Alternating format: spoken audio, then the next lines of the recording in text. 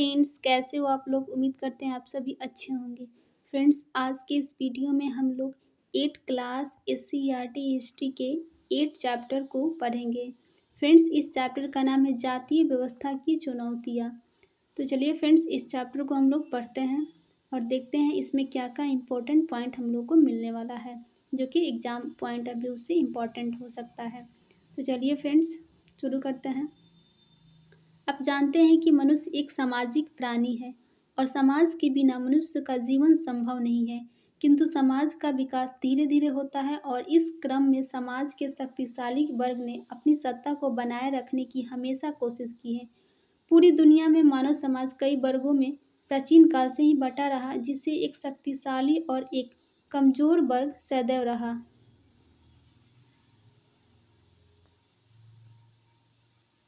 जाति सुधार हेतु तर्क। भारत में सामाजिक भेदभाव जाति व्यवस्था पर आधारित रहा है। इसे लेकर एक और एक विशेषाधिकार प्राप्त वर्ग, जिसने समाज पर अपने प्रभुत्व की स्थापना की और श्रेष्ठ एवं उच्च जाति के रूप में प्रतिष्ठा प्राप्त की, तो दूसरी ओर एक शोषित और पीड़ित वर्ग अस्तित्व में आया। हमारे देश में भी इस प्रकार के सामाजिक भेदभाव के अनेक रूप सामने आए, जिसने कई प्रकार की सामाजिक कुरीतियों को जन्म दिया। जैसा कि आप पहले ही पढ़ चुके हैं, प्राचीन काल में समाज में वर्ण व्यवस्था थी, जिसमें पेशे या काम के आधार पर 4 वर्ण थे: ब्राह्मण, क्षत्रिय, वैश्य और शूद्र। आगे चलकर इन विभाजनों ने जातियों का रूप धारण कर लिया। इनमें पुनः कई उपजातियां बन गई। इनके बीच संबंधों में धीरे धीरे संकीर्णता आई, ऊंच नीच का भेदभाव बढ़ा, अंतर जातीय शादी विवाह संबंधों पर रोक लग गई। जाति का निर्धारण काम की जगह जन्म के आधार पर होने लगा। जाति प्रथा का सबसे कठोर रूप छुआछूत की भावना के रूप में प्रकट हुआ, जिनमें निम्न जातियों को अपवित्र माना गया और उनका बहिष्कार किया गया। आधुनिक काल में कई कारणों से, खासकर शिक्षा के विकास और पुराने विचारों को नए ढंग से परखने के कारण, जाति प्रथा एवं इस पर आधारित भेदभाव, शोषण और तिरस्कार को दूर करने या उसमें सुधार लाने के उपाय आरंभ हुए। उपेक्षित समूहों पर प्रभुत्व के कुछ तीखे उदाहरण: बंगाल के चंडाल, बिहार के डोम, दक्षिण बिहार के भूइया, महाराष्ट्र के महार और उत्तर भारत के अनेक क्षेत्रों में चमार जातियों के साथ कठोर भेदभाव की नीति अपनाई गई। चमड़े का काम करने वाले लोगों को परंपरागत रूप से नीची नज़र से देखा जाता था।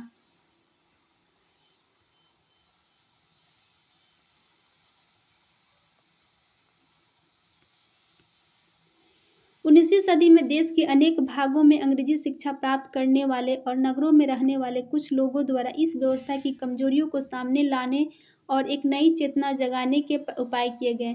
इसके तहत इस सदी में ऐसे कई सामाजिक आंदोलन हुए जिनका उद्देश्य समाज सुधार था।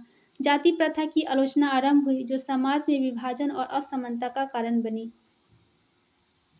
इन सामाजिक बुराइयों को दूर करने के लिए भारतीय पढ़े लिखे वर्गों ने प्रयास किया, ताकि समाज के सभी वर्गों का उत्थान हो और उनके बीच बराबरी की भावना विकसित हो।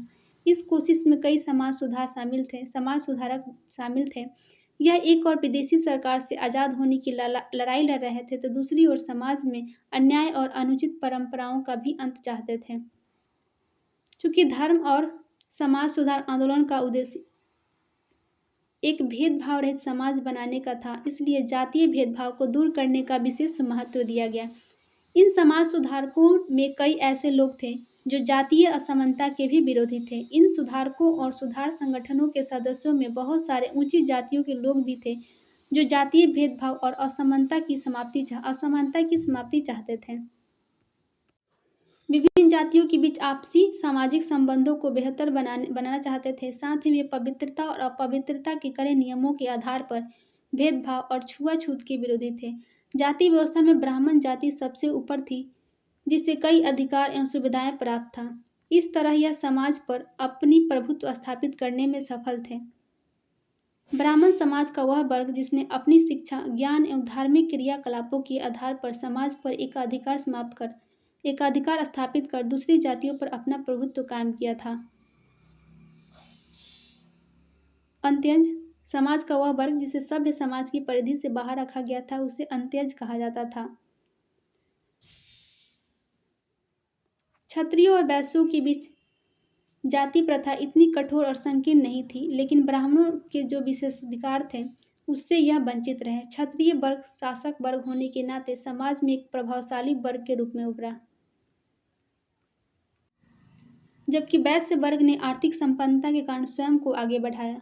औपनिवेशिक काल में ब्राह्मणों ने नई अंग्रेजी शिक्षा को अपनाया, इसलिए प्रशासन के महत्वपूर्ण पदों पर उन्होंने अपने को स्थापित किया। नीचे दर्जे के सरकारी कर्मचारी, वकील, चिंतक, साहित्यकार आदि भी इसी समूह से थे। इस प्रकार के माहौल ने गैर ब्राह्मण जातियों की स्थिति को प्रभावित किया। उनकी सामाजिक दशा में गिरावट आई और उनमें असुरक्षा और हीनता की भावना बढ़ी। समाज में एक छोर पर ब्राह्मण थे तो दूसरे छोर पर छूत अछूत। अधिकांश पीड़ित और दलित समूह का संबंध समाज की निचली श्रेणियों से था। वह जटिल एवं कठोर की स्थिति में जीने के लिए बाध्य होते थे, इसलिए वे सामाजिक व्यवस्था में मौजूद अन्याय के खिलाफ थे। दूसरी ओर 19वीं सदी के दूसरे हिस्से तक निम्न जातियों के अंदर से भी भारतीय जातीय भेदभाव के खिलाफ आवाज उठाई गई एवं उनके द्वारा सामाजिक समानता और न्याय की मांग को लेकर आंदोलन शुरू किए गए। इस नई चेतना को गैर ब्राह्मण जाति समूहों ने प्रस्तुत किया, जो विशेष रूप से अपनी दयनीय स्थिति में सुधार लाना चाहते थे। भारत में अनेक भागों में यह जातियां बहुत सारी असुविधाओं से मुक्ति के लिए आवाज उठाने लगी थी। इस प्रक्रिया में निचली जाति के आंदोलनों में उनकी जातीय पहचान एकता का आधार बन गई। इन आंदोलनों के नेताओं में प्रारंभिक नाम महात्मा ज्योतिबा फूले का आता है। महात्मा ज्योतिबा फूले 1824 से 1890। ज्योतिबा राव फूले जाति व्यवस्था को मनुष्यों की समानता के खिलाफ मानते थे। उन्होंने जाति व्यवस्था को पूरी तरह से नकारा। अछूत वर्ग के खिलाफ अमानवीय व्यवहार और उन्हें सामान्य मानव अधिकार से वंचित रखने की स्थिति ने फूले को जाति प्रथा का प्रबल विरोधी बना दिया। अपने विचारों के प्रसार के लिए फूले ने पत्र पत्रिकाओं और पुस्तकों के प्रकाशन तथा भाषण और लेखन का माध्यम अपनाया। उन्होंने मराठी भाषा का प्रयोग किया ताकि आम लोगों की भाषा के द्वारा उनके विचार को जनसाधारण तक आसानी से पहुंचाया जा सके। उन्होंने आर्य वैदिक परंपरा का विरोध करने के लिए दीनबंधु नामक मराठी पत्रिका निकाली। 1873 में गुलामी नाम से निकाली गई अपनी पुस्तक में फूले ने शूद्रों की दास्ता के कारणों की व्याख्या की और उसकी तुलना अमेरिकी निग्रो काले गुलामों से की। इस तरह उन्होंने भारत की निम्न जातियों और अमेरिका के काले गुलामों की दुर्दशा को एक दूसरे से जोड़ दिया। फूले ने जाति प्रथा की आलोचना को सभी प्रकार की असमानता से जोड़ा। असमानता के खिलाफ लोगों को जगाना ही उनके संघर्ष का मूल उद्देश्य था। जातिगत असमानताओं और शूद्र जातियों की सामाजिक अधीनता तथा आर्थिक पिछड़ेपन के बीच संबंध के बारे में भी ज्योतिबा फूले ने चेतना जगाई। उच्च जातियों ने किस तरह किसानों का शोषण किया, उनका विश्लेषण उन्होंने विस्तार से किया। किसान लगान के बोझ और महाजनों के अत्याचार से परेशान थे। इसके विरोध में महात्मा फूले उन्हें समाज में सम्मान दिलाना चाहते थे। फूले ने अत्याचार और उत्पीड़न से संघर्ष करने के लिए कई प्रयास किए। उन्होंने ब्राह्मणों के उस दावे को नकारा कि आर्य होने के कारण वह औरों से श्रेष्ठ हैं। फूले का तर्क था कि आर्य विदेशी हैं और वे यहाँ के मूल निवासियों को हराकर उन्हें निम्न मानने लगे थे। ज्योतिबा फूले के अनुसार यह धरती यहाँ के देसी लोगों की कथित निम्न जाति के लोगों की है। अतः उन्होंने सुझाव दिया कि शूद्रों और अतिशूद्रों को जातीय भेदभाव खत्म करने के लिए संगठित होना चाहिए। इस तरह फूले द्वारा स्थापित सत्यशोधक समाज नामक संगठन ने जातीय समानता के समर्थन में मुहिम चलाई। फूले ने गैर ब्राह्मणों का मनोबल बढ़ाया। उन्होंने धार्मिक विचारधारा और जाति प्रथा को पूरी तरह से नकार दिया। उन्होंने महाराष्ट्र की सभी निम्न जातियों के लिए एक सामूहिक पहचान बनाई। फूले ने उच्च जाति के नेताओं के उपनिवेशवादी विरोधी राष्ट्रवाद की भी कड़ी आलोचना की। अपनी एक रचना काश्तकार चाबुक में की थी। राजनीति में किसान को एक वर्ग की तरह प्रवेश कराने वाले ज्योतिबा फूले पहले व्यक्ति थे।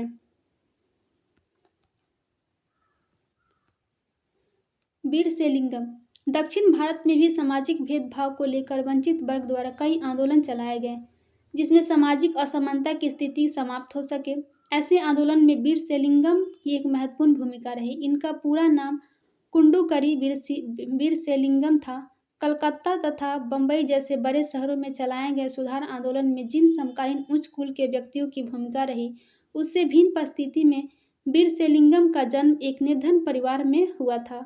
अपने जीवन के अधिकांश समय में उन्होंने स्कूल शिक्षक के पद पर काम किया। उन्होंने तेलुगु भाषा में अनेक लेख लिखे, जिसके लिए उन्हें आधुनिक तेलुगु गद्य साहित्य का जनक कहा जाता है। दक्षिण भारत में भी महिलाओं की स्थिति चिंताजनक थी, अतः इनके द्वारा महिला उत्थान के प्रति जागरूकता पैदा की गई। विधवा पुनर्विवाह, नारी शिक्षा, महिला मुक्ति जैसी सामाजिक बुराइयों के जैसे विषयों के प्रति उनके उत्साह ने उन्हें आंध्र के समाज सुधारकों की अगली पीढ़ी के लिए प्रेरणा स्रोत बना दिया। उस समय मद्रास प्रेसिडेंसी क्षेत्र में समाज सुधार के प्रयासों की लहर को अनेक प्रकार के जातीय संगठनों एवं जातीय आंदोलनों ने एक विशिष्ट स्वरूप दे दिया। सदी के समाप्त होने तक अनेक जातीय संगठन सुधार आंदोलनों में महत्वपूर्ण भूमिका निभाने लगे। उनके द्वारा चलाए गए आंदोलन का प्रभाव तमिलनाडु की गुंडर जाति के संगठन कोंगू बेल्ला संगम, मैसूर के बोकालिंगा तथा लियाकत संगठनों, केरल की इरावा जाति के SNDP योगम आदि पर पड़ा। जातीय आंदोलन के नेताओं ने जाति विशेष के सदस्यों की समान विरासत पर बल दिया और सामाजिक तौर तरीकों में बदलाव लाने का प्रयास किया। वीरशैलिंगम के द्वारा चलाया गया आंदोलन एक प्रेरणा स्रोत के रूप में स्वीकार किया जाता है, जिसने दक्षिण भारत में ऐसे दूसरे महत्वपूर्ण संगठनों एवं आंदोलनों को आगे बढ़ाने में सहायता की। इस परिवर्तन की एक महत्वपूर्ण विशेषता थी कि जातीय संगठनों ने धीरे धीरे राजनीतिक शक्तियों का रूप ले लिया। इसका परिणाम 20वीं सदी में चलाए गए आंदोलनों में देखा जाता है। नारायण गुरु, जैसे कि पहले चर्चा की गई, 19वीं सदी के मध्य तक निम्न जातियों के भीतर से भी जातीय भेदभाव के खिलाफ आवाज उठाई गई। इस वर्ग ने भी आंदोलन के द्वारा सामाजिक समानता और न्याय की मांग की। केरल में एझावा निम्न जाति में जन्मे नानू आसन, जो बाद में श्री नारायण गुरु के नाम से जाने गए, एक धार्मिक गुरु के रूप में उभरे। इन्होंने अपने लोगों के बीच एकता का आदर्श रखा। उन्होंने प्रेरणा दी कि उनके पंथ में जाति का भेदभाव नहीं होना चाहिए और सभी को एक गुरु में विश्वास रखना चाहिए। इनके द्वारा श्री नारायण धर्म परिपालन योगम की स्थापना 1902 ईस्वी में की गई।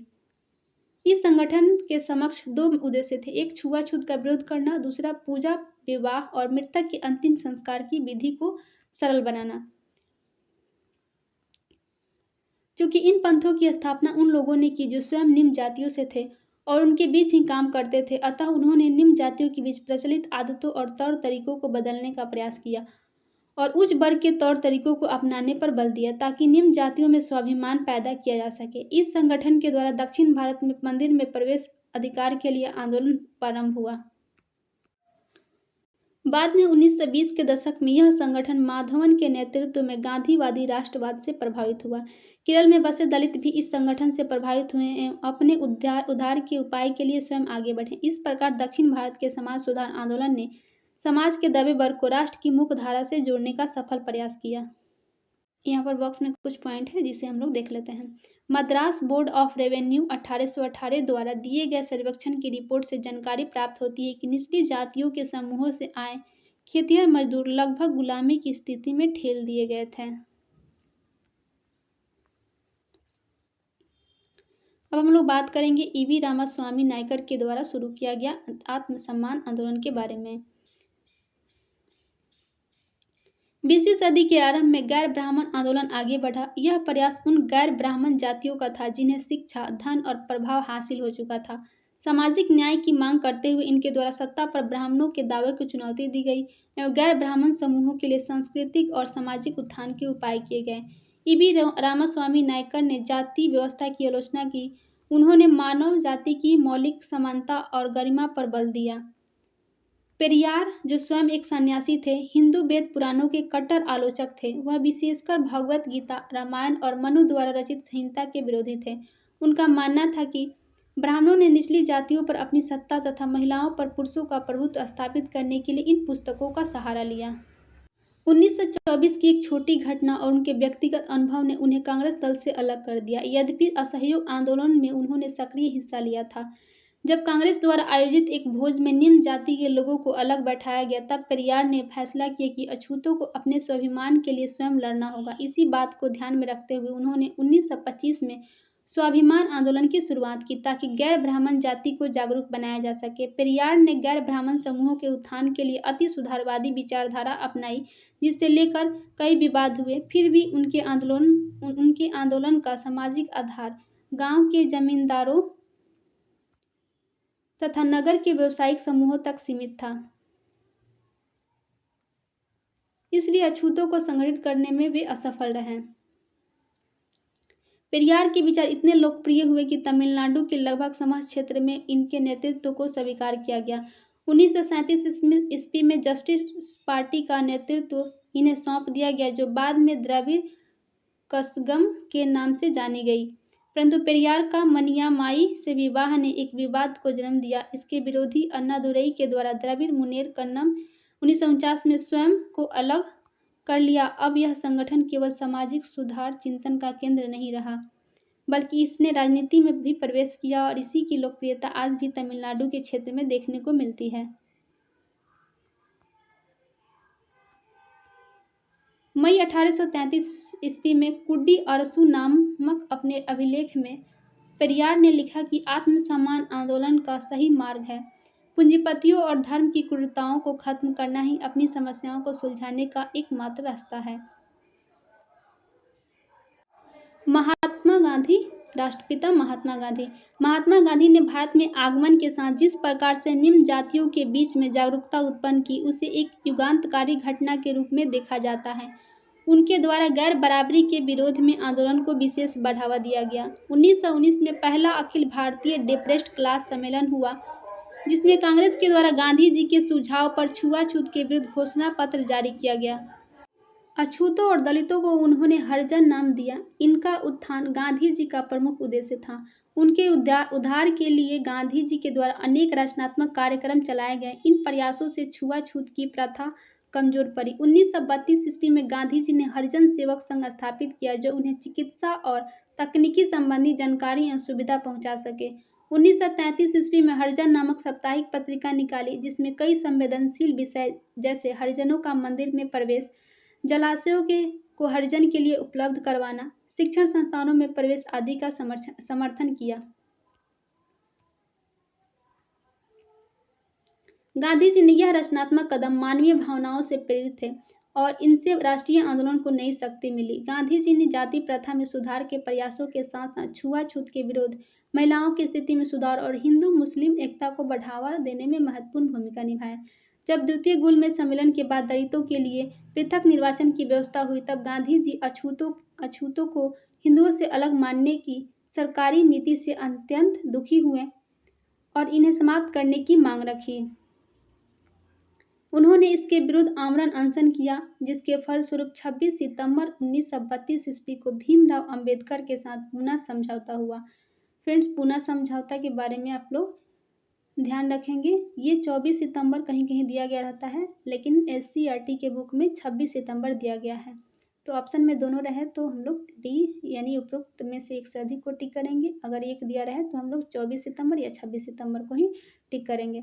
दोनों एक साथ नहीं दिया जाएगा, तो इसे आप लोग ध्यान में रखेंगे। गांधी जी जाति प्रथा के प्रबल आलोचक थे। गांधी जी भारत को केवल औपनिवेशिक शासन से मुक्त कराना नहीं चाहते थे, बल्कि भारतवर्ष में जिस प्रकार की सामाजिक गिरावट आई थी, उसे दूर करने में उन्होंने असाधारण इच्छा शक्ति भी दिखाई। उनका मानना था कि भारत सही अर्थों में तब स्वतंत्र होगा जब अपनी आंतरिक कमजोरियों पर काबू प्राप्त कर पाएगा। डॉक्टर भीमराव अंबेडकर। बाबा भीमराव अंबेडकर ने जातीय भेदभाव और पूर्वाग्रह को बहुत निकट से महसूस किया था। इनके जीवन का उद्देश्य दलित उत्थान की भावना से प्रेरित था। वह दलित समाज को समानता का पूर्ण अधिकार प्रदान करना चाहते थे, न कि केवल कुछ छूट या किसी प्रकार की सुविधा। भारतीय जातिगत समाज में दलित वर्ग को सम्मानपूर्ण स्थान दिलाना अंबेडकर के लिए अधिक महत्वपूर्ण था। सामंती दास्ता के वह प्रबल विरोधी थे, अतः उन्होंने दलितों को शिक्षित होने का आह्वान दिया एवं दलितों के वैधानिक और राजनीतिक अधिकारों की मांग रखी। उनके द्वारा मैला ढोने की अमानवीय परंपरा की कड़ी आलोचना निंदा की गई। अंबेडकर के द्वारा 1920 ईस्वी में के दशक में एक प्रमुख आंदोलन प्रारंभ हुआ। इस आंदोलन को संगठित रूप देने के लिए 1924 ईस्वी में बहिष्कृत हितकर्णी सभा की स्थापना की गई थी। तो फ्रेंड्स, इस पॉइंट को आप लोग ध्यान में रखेंगे। 1927 ईस्वी में महादलित सत्याग्रह आरंभ किया गया, ताकि अछूतों के प्रति अपनाई गई भेदभाव की नीति को समाप्त किया जा सके, और 1927 में ही मंदिर प्रवेश आंदोलन की भी शुरुआत की गई थी, और यह क्वेश्चन BSSC के एग्जाम में पूछा गया था। 1930-31 के गोलमेज सम्मेलन के पूर्व अंबेडकर दलित वर्ग के प्रमुख नेता के रूप में उभर चुके थे। इन्होंने दलितों के लिए एक अलगाववादी धारणा रखी, जिसके आधार पर दलितों के लिए अल्पसंख्यकों की तरह पृथक निर्वाचन की मांग रखी गई। लेकिन गांधी जी की ने इसका विरोध किया और उनके सत्याग्रह के कारण पूना समझौता लागू हुआ था, जो 24 सितंबर या 26 सितंबर 1932 ईस्वी में हुआ था। 1942 ईस्वी में अम्बेडकर के द्वारा अनुसूचित जाति संघ की स्थापना की गई। इस पॉइंट को भी आप लोग ध्यान में रखेंगे कि डॉक्टर भीमराव अंबेडकर के द्वारा अनुसूचित जाति संघ की स्थापना कब की गई, तो 1942 ईस्वी में। अंबेडकर ने हिंदू धर्म में भेदभाव का विरोध किया और बौद्ध धर्म की ओर आकर्षित हुए। 1950 ईस्वी में अंबेडकर ने बौद्ध धर्म को अपनाया। यहाँ पर SCERT में 1950 दिया गया, जबकि मैंने NCERT या कहीं पर पढ़ा था जिसमें 1956 दिया गया था। दिसंबर 1956 ईस्वी में उन्होंने बौद्ध धर्म को अपनाया था और बौद्ध धर्म के अपनाने के कुछ समय बाद ही इनकी मृत्यु हो गई थी, परंतु इसमें 1950 दिया गया है। तो दोनों पॉइंट को आप लोग ध्यान में रखिएगा। भीमराव अंबेडकर जी ने बौद्ध धर्म को अपना लिया और धर्म परिवर्तन किया। अंबेडकर गांधीवादी दलित विचारधारा से असंतुष्ट रहे, उसे कमजोर मानते रहे, क्योंकि वह दलितों के उत्थान के माध्यम को एक अलग रूप में देखते रहे थे। आज भारत में जिस दर्शन को लोकप्रियता मिली वह समता, भाईचारा और आज़ादी पर आधारित है। मनुष्य के सम्मान पर केंद्रित सोच वाले इस दर्शन की एक प्राथमिकता है मनुष्य का कल्याण। सामाजिक भेदभाव से उपजे सामाजिक पिछड़ेपन और शोषण को दूर करने के उपाय इन विभिन्न दार्शनिकों और सुधारकों के द्वारा हुए। इन सभी ने जातिगत व्यवस्था को दूर करने के उपाय अलग तरीके से अपनाए, पर यह आंदोलन सीमित रहे चूंकि इनका सामाजिक आधार सीमित रहा। आज हमारे समाज में जिस संरचनात्मक परिवर्तन की आवश्यकता है, उसकी पृष्ठभूमि इन आंदोलनों ने तैयार की, ताकि जाति विरोधी संघर्ष को आगे बढ़ाया जा सके, जिससे एक सुदृढ़, शोषण रहित मानवतावादी समाज की स्थापना हो सके। तो फ्रेंड्स, यहाँ पर हम लोगों का ये चैप्टर समाप्त होता है। अब हम लोग जो भी बॉक्स वाले पॉइंट को छोड़े हैं उसको हम लोग देख लेते हैं एक बार। 1924 ईस्वी में अंबेडकर के द्वारा बहिष्कृत हितकर्णी सभा की स्थापना करके दलित मुक्ति आंदोलन का बिगुल बजाया गया था। अंबेडकर के द्वारा जाति उन्मूलन के उपाय किए गए। उन्होंने मनुस्मृति को नकारा, चूंकि वह एक विभेदकारी दर्शन पर आधारित था और जिसके द्वारा समाज को एक श्रेणीगत व्यवस्था में बांट दिया गया था। तो ये सब उतना इम्पोर्टेंट नहीं है। यहाँ पर आप लोग ध्यान रखिएगा फ्रेंड्स कि बहिष्कृत हितकर्णी सभा की स्थापना किसके द्वारा और कब की गई थी। तो फ्रेंड्स, 1924 ईस्वी में इसकी स्थापना की गई थी डॉक्टर भीमराव अंबेडकर के द्वारा। यहाँ पर हम लोग का एक पॉइंट छूट गया था, इसे हम लोग देख लेते हैं। गुलामी। फूले ने अपनी जो पुस्तक लिखी है उन सभी अमेरिकियों को समर्पित किया है जिन्होंने गुलामों को मुक्ति दिलाने के लिए संघर्ष किया था। इस पुस्तक के छपने के लगभग 10 वर्ष पहले अमेरिकी गृह युद्ध हुआ था, जिसके फलस्वरूप अमेरिका में दास प्रथा को खत्म कर दी गई थी। इस पॉइंट को आप लोग भी याद रखेंगे। फ्रेंड्स, आज का चैप्टर यहीं पे समाप्त होता है। हम लोगों का अभ्यास प्रश्नों को हम लोगों ने ऑलरेडी डिस्कस कर लिया है। तो फ्रेंड्स, आज के लिए बस इतना ही। वीडियो देखने के लिए थैंक यू। यदि वीडियो पसंद आए तो वीडियो को लाइक और चैनल को सब्सक्राइब जरूर कर दीजिएगा।